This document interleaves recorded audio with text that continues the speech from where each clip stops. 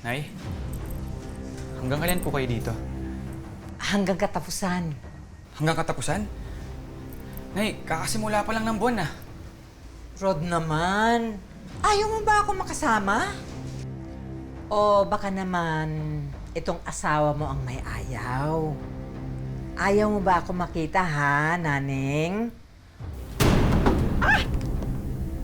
Hindi ko talaga maintindihan kung ano nakita ng anak ko sa'yo. Ay, pwede ho ba? Ayoko ho ng gulo. Eh ako gusto ko!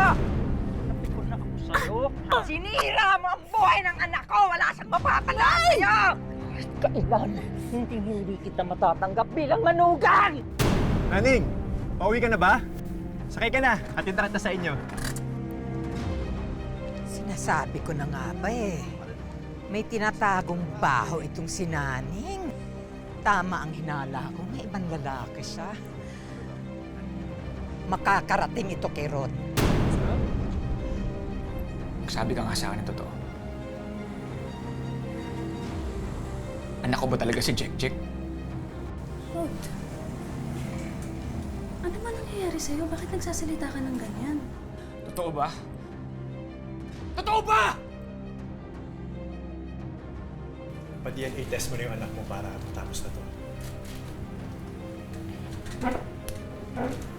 Sir, nakakahiya naman po. Maabala pa kayo. Gusto ko rin matapos ng chismis na to. Ayan na, Naning. Oh, yan yung ganti mo sa binan mong impacta. Eto mas healthy, oh.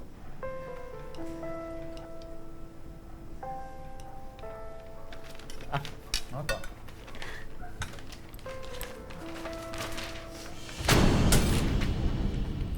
Ano to? DNA test result. Patunay na mali ka. DNA test ka? Oo. Naalala mo nung kinuna kita ng buhok? Tinuloy ko yung pagpapa-DNA. Puro ka talaga kalokohan, no? Para lumabas na yung totoo! Rod, sirang-sira na ako sa mga tao. Dahil dyan sa chismosa mong nanay. Ngayon, kung hindi ka pa rin naniniwala sa akin, sige, tapos na tayo, isusoli na kita sa nanay mo!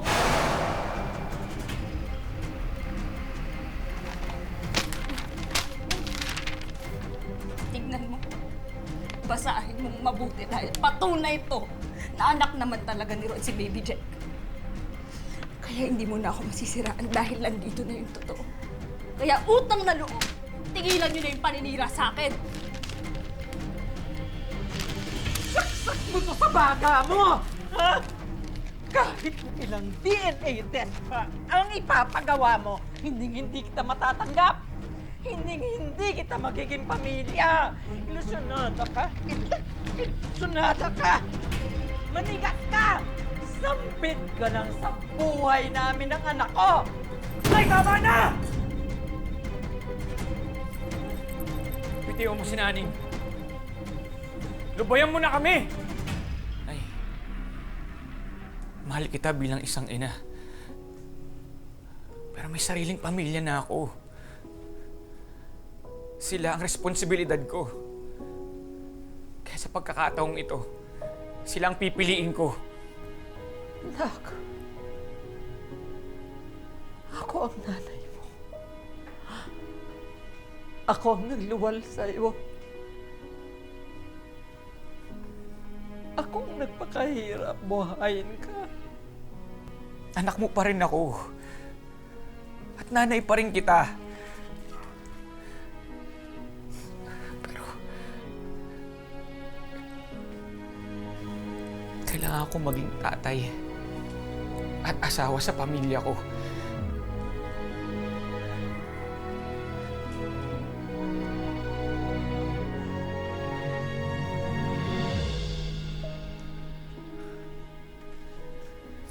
Ano ibig mong sabihin?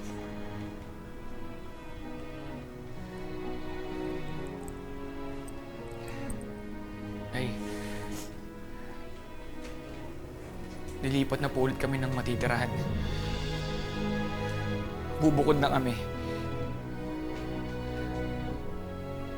Sana, Nay. Huwag niyo na po kaming guluhin. Ano po? Saan ako titira?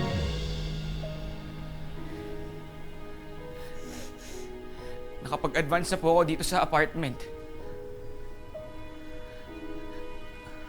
Gamitin niyo po muna. Lilipat na kami ng mag-ina ko. Oras na para ang pamilya ko naman ang piliin ko.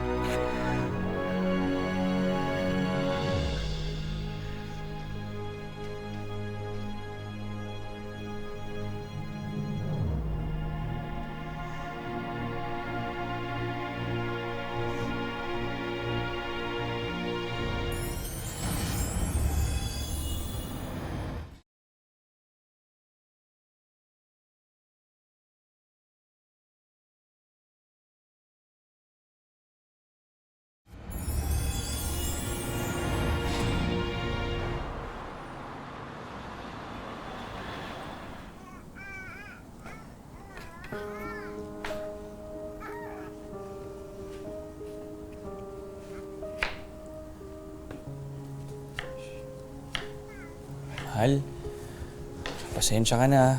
Mas maliit na apartment yung nalipatan natin. Okay lang. Wala man tayo magagawa eh. Tulungan na kita dyan. Patulugin mo na lang si Jack. Ako na dito. Tulog na si Jack. Sorry talaga sa mga nangyari ha. Sa lahat ng mga nagawa ko sa'yo. Alam ko na madami akong pagkukulang. Dahil na sa mga panahon na hindi kita kinampihan. Tapos na yun. Iwan na natin yun. Kailangan ko lang pumagitna sa inyo ni nanay. Naiipit lang ako.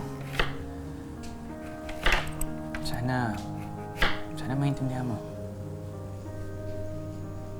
Sana ngayon kapakanan naman namin ang anak mo ang unahin mo. Mahal, gusto ko lang malaman mo na kayo lang ni Jack ang buhay ko. Walang hihigit na kahit na sino. Kahit si nanay pa yan.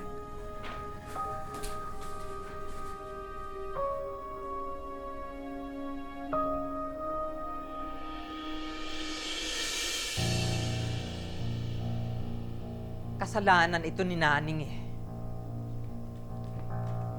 Binilog niya ang isip ng anak ko. Alam mo nga, Mari, tigilan mo na yung paghabol kay Naning.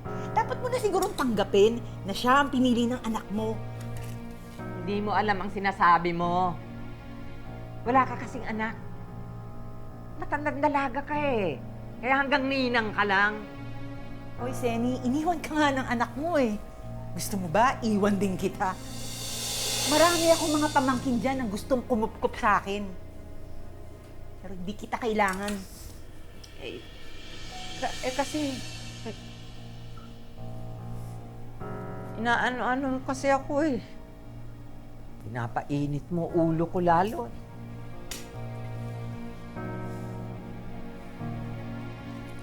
Tulungan mo na lang ako.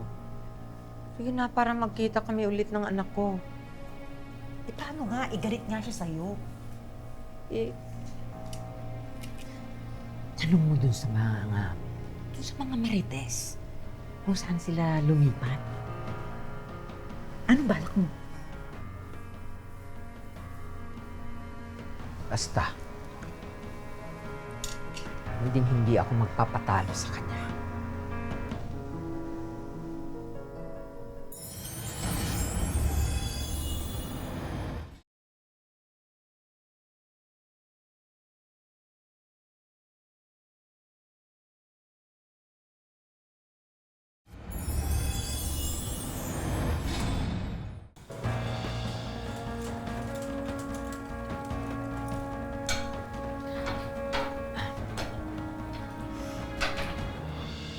Rod, anak,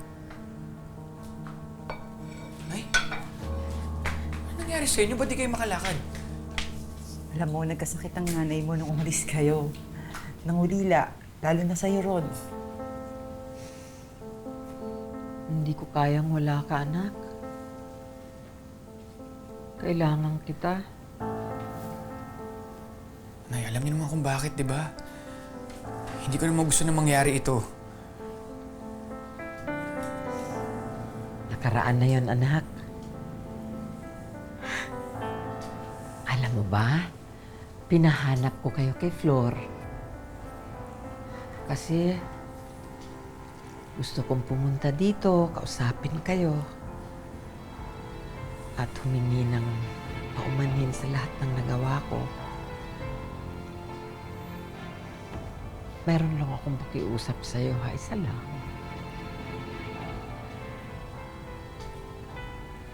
Nay, ano na naman? Pwede sana dito na muna ako hanggang sa gumaling ako.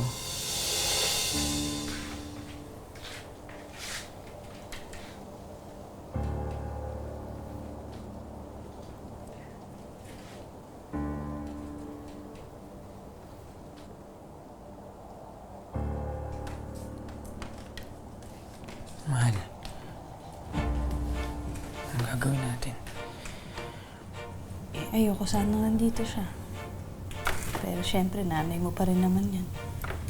Ayoko namang may masabi na naman siya sa akin. Basta hindi niya tayo guguluhin at papakialaman. Sige. Dito na lang muna siya pansamantala.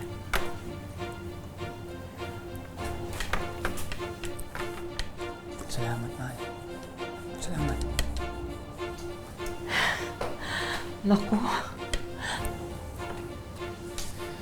Salamat, ha.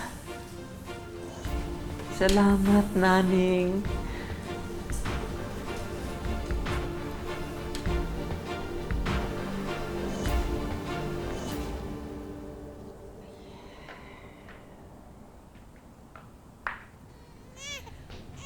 Ay, nako. Yung anak mo, umiiyak. Sige, balikan ko lang ako.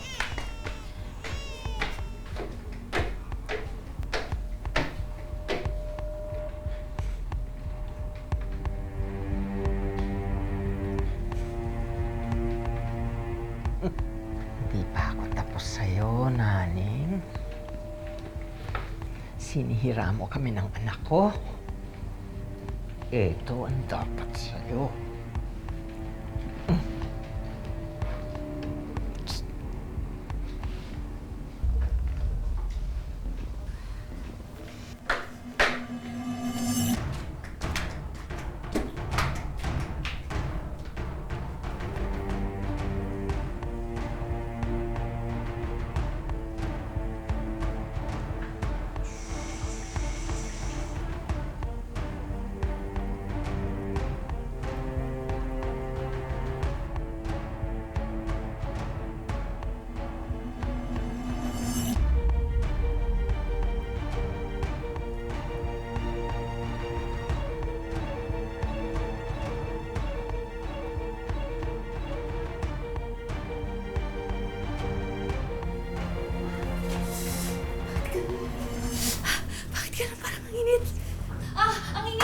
Nilagyan po ng sili yung panty ko.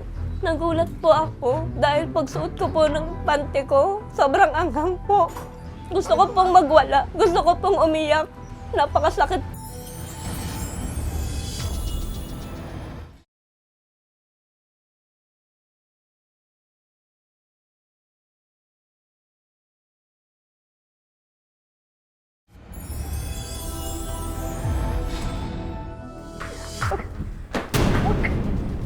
Ikaw naglagay ng sili sa panty ko, no? Nananahimik na ako dito. Ha? Ayoko nang magkagulo tayo dito sa bahay natin. Ha? Kaya tigilan mo ako. At saka wala ka namang ebidensya. Meron ba? Asa?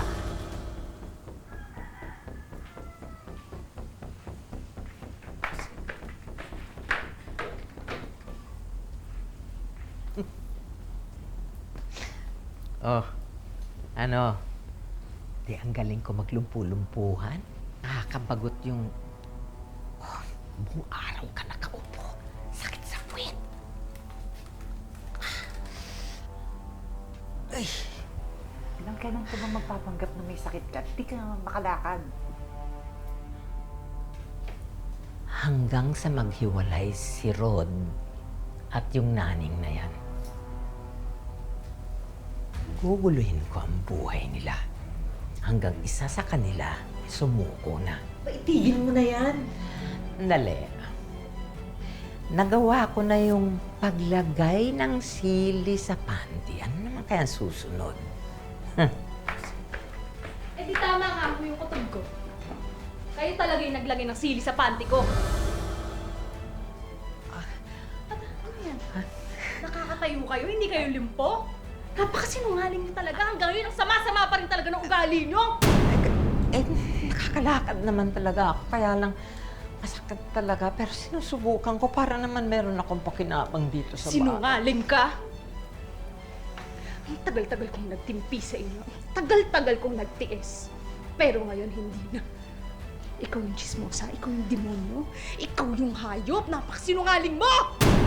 Eh di umalis ka. Umalis ka sa pamamahay ng anak ko. Umalis ka na sa buhay ng anak ko! Dati nire-respeto ko pa kayo. Pero ngayon, kayo mismo ang sumira ng respeto ko sa inyo. Eh di wag mo ako irespeto.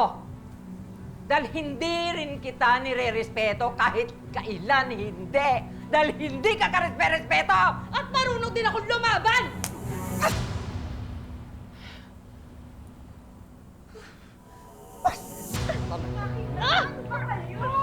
Bastos ka! Bastos ka talaga! Lumayas ka! Lumayas ka dito! Bastos na akong bastos! Pero tandaan nyo, lahat ng mga panluloko nyo, lahat ng kasinungalingan nyo makakarating to kay Ron. Isusundin ko kayo ngayon din. Yan, sige! Lumayas ka! Basta ako, hindi ako papayag na sinusunod ko plano ko!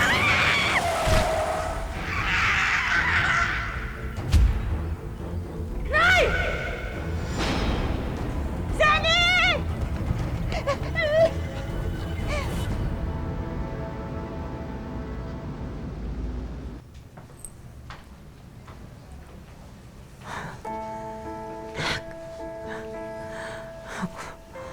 Buti dinalaw mo ko.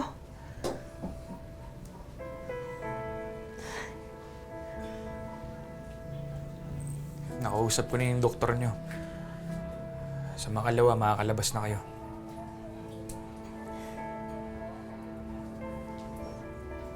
Salamat at hindi mo ako pinabayaan. Gagapan ko yung mga babayarin dito. Maglo-loan ako sa opisina. Hindi ko kayo pababayaan. Pero kapag nakalabas na kayo dito sa ospital, hindi nyo na kami makikita. Lalayo na kami ni Naning sa inyo. Mas mabuti pa na magkanya-kanya na tayo. Hindi ko mapapatawad yung ginawa nyo. Niloko mo ko. Niloko niyo yung sarili niyong anak para makuha yung gusto niyo. Niloko niyo kami. Sinaktan niyo pa si Naning. Ang dami niyong ginawa para sirain kami mag-asawa. Parang hindi na ikaw yung nanay ko eh. Parang ibang tao ka na. Walang nanay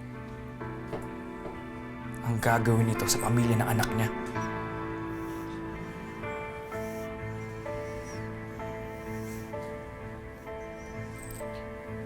Hindi ka na. Ha?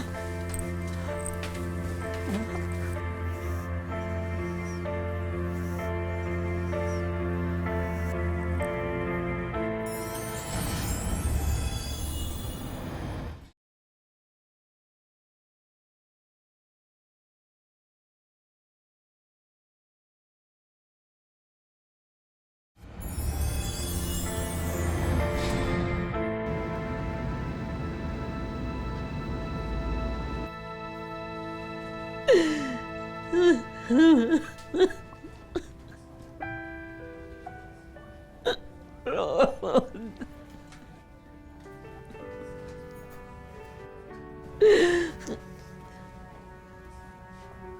Danig. Si Ron kasama mo. Hindi po alam ni Rod na nagpunta po ako dito. Gusto ko lang po sana kayong kamustahin. Kasi alam ko din na busy si Aling Flo. Wala pong mag-aalaga sa inyo. Hindi ka ba galit sa akin?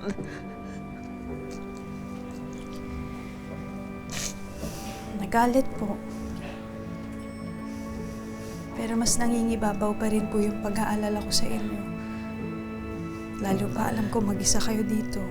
Mali ako sa lahat ng ginawa ko.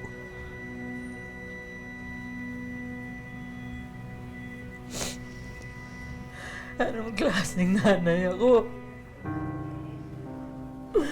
Anong klaseng nanay ako? Huwag kayo masyado gumalaw.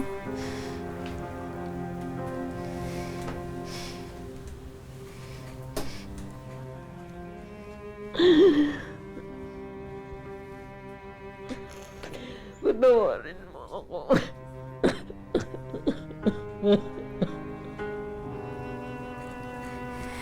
Tama na po. Patawarin mo.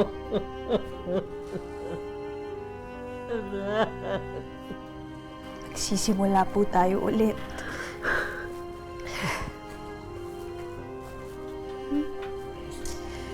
Aayusin po natin to.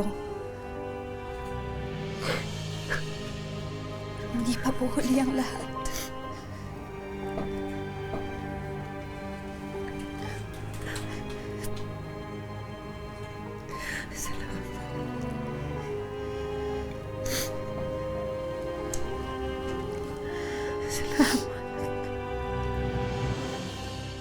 Hindi na bago sa atin ang awayan ng biyanan at manugang. At marami sa atin, personal pa itong pinagdaanan. Sa kanyang mga anak na lamang humuhugot ng lakas ngayon si Naning para kayanin ang mga kinakaharap na pagsubok. Ay, Nani. Welcome sa wish ko lang. Ha? Anong nagawa mo para sa kanya na feeling mo talagang hindi ka pa rin hindi pa rin gumaan yung loob niya sa'yo? Noon po kasi, hindi po nila ko tanggap. Bakit? Siguro po, mas may gusto pa po siyang iba sa ano niya. Minsan po napapatulala ako bakit ko po naranasan yun. Magmamahal lang naman ako ng totoo. Naning, meron kami mga hinandang sorpresa para sa'yo. Mga konting tulong na sana pagpangiti sa'yo. Halika, tingnan natin. Sige. Unang-una, merienda business, frozen meat products para pwede mong ipang negosyo at sana makatulong yan sa'yo. Dinagdagan pa namin yan ng mga grocery items.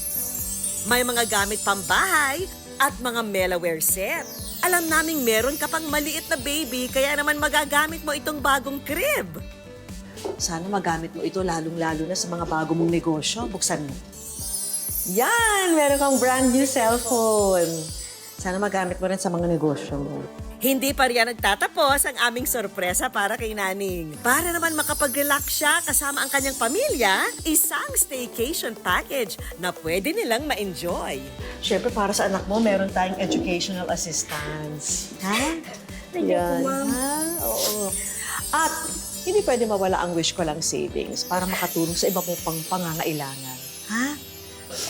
Nagpapasalamat po ako sa Panginoon. Lalong-lalo po sa inyo, ma'am. Sa wish ko lang, sa buong staff po. Thank you rin, ha? At shinare mo sa amin yung kwento mo, ha? Talagang sana ito na yung maging bagong simula para sa'yo. Ha? At sa mga anak mo rin. Ha? Mga kapuso, meron ba kayong mga wish? Ipadala lang ang inyong kwento sa aming official social media pages at malay nyo, wish nyo na ang susunod nating tutuparin. Dahil lagi po nating tatandaan, hanggat hindi tayo napapagod, humiling at maniwala, hindi tayo mapapagod lumaban sa buhay. Ako po si Vicky Morales at ito po ang Wish Ko Lang.